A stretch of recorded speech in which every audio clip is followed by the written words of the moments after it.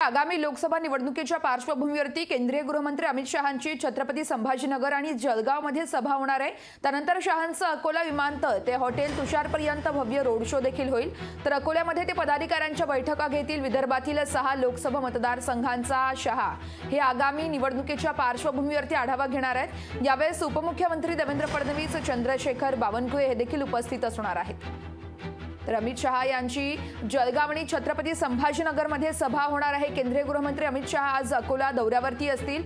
तर आगामी लोकसभा निवडणुकीपूर्वी दौरे वाढल्याचं देखील पाहायला मिळतं। विदर्भातील 6 लोकसभा मतदारसंघांचा यावेळेस अमित शहा हे आढावा घेणार आहेत। तर अकोल्यात आज पदाधिकाऱ्यांची बैठक देखील होईल। या संदर्भातली अधिक माहिती जाणून घेऊयात आमचे प्रतिनिधी सचिन बडे यांच्याकडून। सचिन, अमित शहांचा छत्रपती संभाजीनगर आणि जळगावचा दौरा देखील पाहायला मिळतो। या ठिकाणी सभा देखील होणार आहेत, काय माहिती मिळते?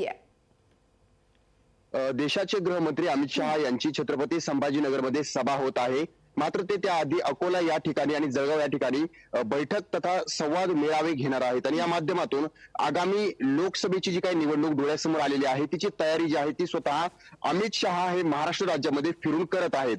कारण आगामी निवडणुकांमध्ये जास्तीत जास्त भाजपाचं पारडं जर भरावं आणि उमेदवार हे निवडून यावेत यासाठी हा विशेष प्रयत्न केला जातोय। यासाठी भाजपचे दिग्गज नेते महाराष्ट्रातील बॅटल फील्ड म्हणजेच युद्ध मैदानावर, राजनीतीच्या मैदानावर पाहायला मिळतात। अमित शहा यांचा 2 वेळा छत्रपती संभाजीनगरचा दौरा हा रद्द झालेला होता।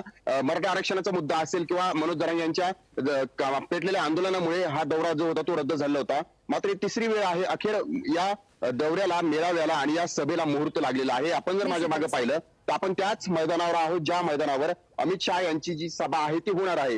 या ठिकाणी भव्य अशी तयारी करण्यात आलेली आहे। हजारो खुर्च्या ज्या आहेत त्या लावण्यात आलेल्या आहेत आणि भाजपचे जे नेते आहेत निश्चितच सचिन, या सभेसंदर्भातले प्रत्येक अपडेट तुमच्याकडून घेतच राहणार आहोत। तुर्तास धन्यवाद तुम्ही दिलेल्या सविस्तर माहितीसाठी।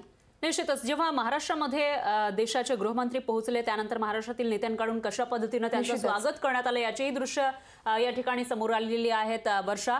त्यामुळे आजचा हा त्यांचा दौरा नेमका कसा असेल ते बघावं लागणार आहे। लोकशाही मराठी ऐका, पहा, जागरूक रहा।